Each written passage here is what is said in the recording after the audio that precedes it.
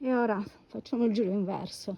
L'acqua usciva dal pozzo, che è qua, quindi faceva il troppo pieno, usciva, passava attraverso questo spazio che era molto più ristretto, perché appunto dovete immaginare la seduta anche qua da quest'altra parte.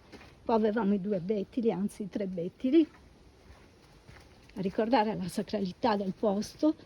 Qua guardate che sedute meravigliose, e che pazzesco questo posto. Qua arrivava l'acqua, questo spazio si riempiva d'acqua dove probabilmente venivano fatti i diritti, ed è lo spazio intermedio. Poi l'acqua continuava, qua c'erano le persone che si sedevano, e qua la parte terminale dell'anfiteatro dove l'acqua arrivava. Cioè veramente un posto incredibile.